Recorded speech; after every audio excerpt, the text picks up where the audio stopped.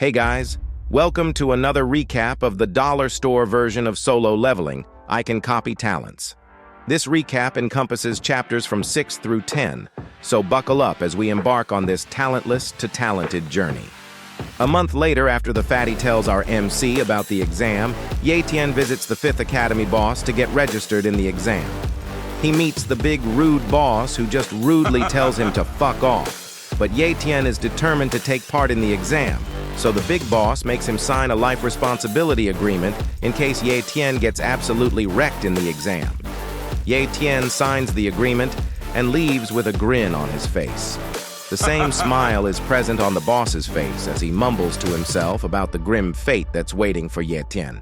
The next day, Ye-Tian's sister wakes up from sleep and goddamn, she is a hottie. She finds a meal in the kitchen prepared by Ye-Tian and a note stating that Ye-Tian will return in 3 days. She hopes that her brother is safe. Hottie with a caring heart, all that a man can ask for. In the exam center, people from all the 5 academies gathered. A rich brat, Mo Xiaobei from the 1st Academy, watching all other students like they are insects, typical of rich brats.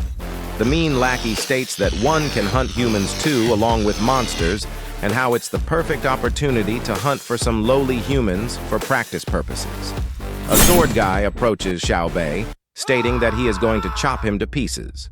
Xiaobei states that he has already beaten the sword guy, but looks like he is back again for another beating.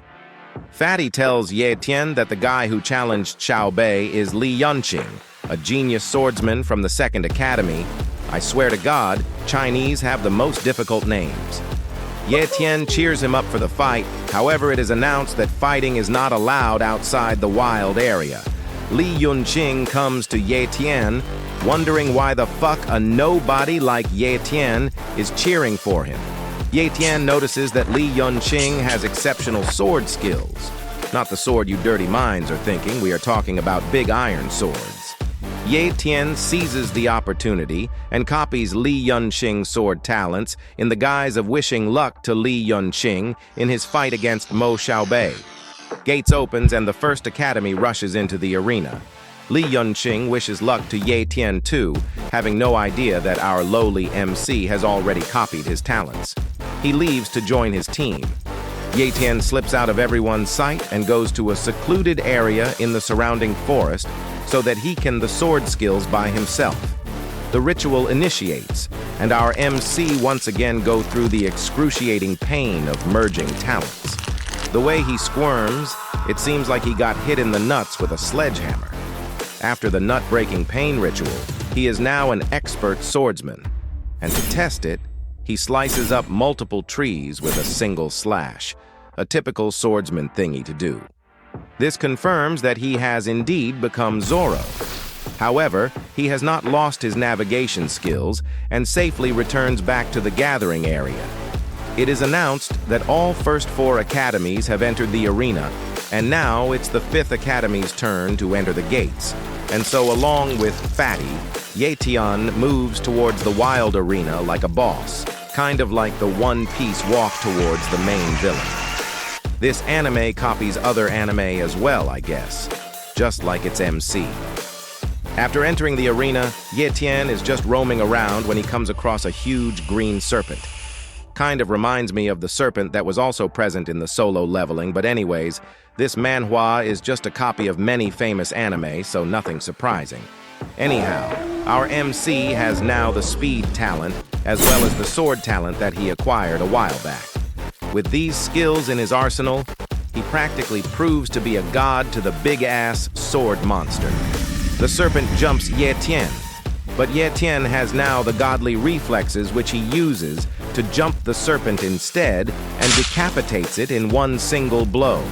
As a reward, he stores its eye in his inventory to be used as a point. In this exam, whoever scores the most points is declared the victor. The point distribution depends upon the rarity or the danger level of the monster slayed. Ye-Tian is determined to place first in the exam, so he jumps away in search of more strong beasts in the vicinity. Suddenly, he hears a cry for help. Unfortunately for him, it's not a damsel in distress whom he can save and start his own love life. It's his fatty friend, so a fatty in distress. Anyhow, seems like our MC is gonna die a virgin.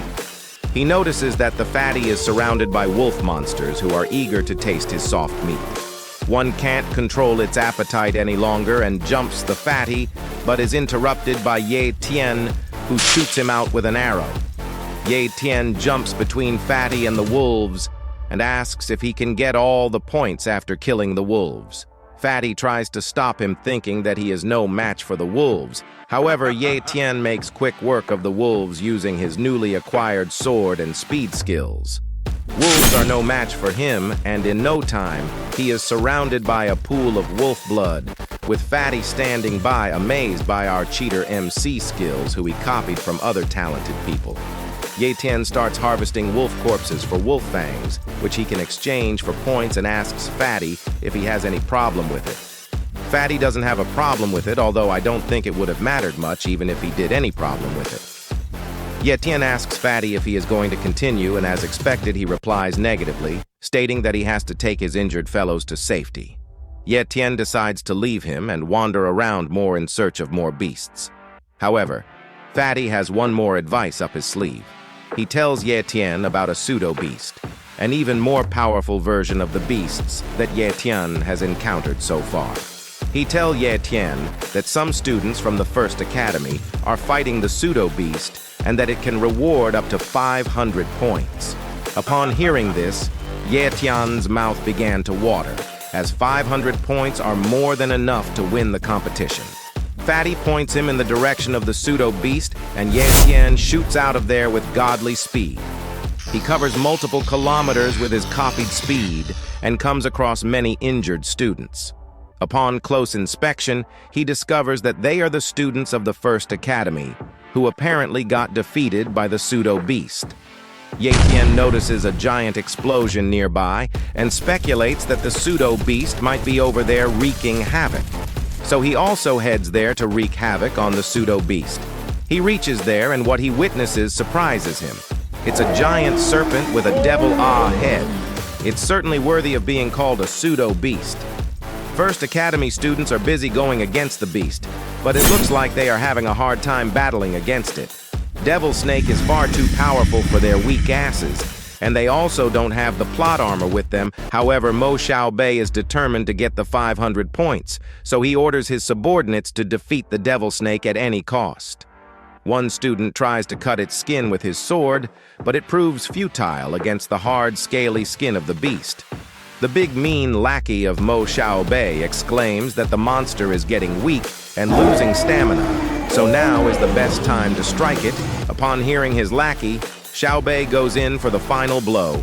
He jumps up to the monster like Mario with his sword in hand and lands a killer strike, straight into the monster's head. Devil Snake shrieks in pain and hits Xiaobei with his tail, which sends him flying into a building. However, Xiaobei is satisfied that he has finally killed the monster worth 500 points, and now no one can stop him from winning the exam. Devil Snake falls onto the ground. Ye Tian is disappointed that he was too late, even with the super speed that he got by cheating. All that copying, and he was still not on time. 500 points had slipped straight away from his hands.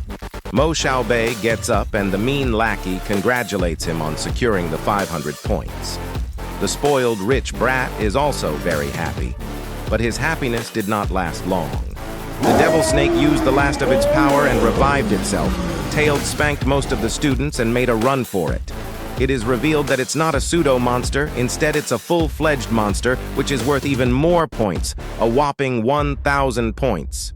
Mo Xiaobei and his lackeys can't let this opportunity slide, and so they chase after the monster, hoping to get their hands on those juicy 1,000 points. Little do they know that the most powerful cheater of them all, Ye Tian, has listened to all their convo and has set his eyes on those 1,000 points, and he has plot armor on his side, so there is no way that they can win against him. Ye Tian activates his speed talent and dashes in front of them in an instant, without them even noticing him pass by. He lands on a trail of viper mucus. Members of the First Academy are still miles behind. He decides to follow the trail into an abandoned plaza, where them crazy, delicious 1,000 points are waiting for our one and only cheater hero.